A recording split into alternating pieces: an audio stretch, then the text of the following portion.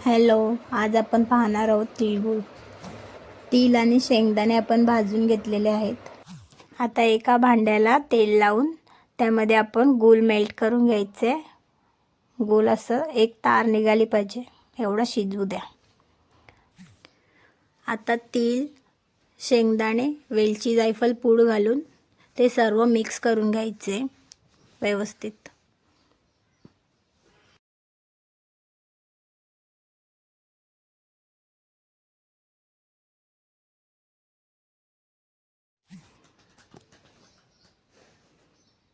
अशा प्रकारे सर्व मिक्स करून घ्या. नंतर याचे लाडू वळायला घ्या. गरम असतानाच लाडू वळून घ्यायचे. लाडू एकदम हलक्या हाताने वळायचे आहेत, ते लगेच वळले जातात.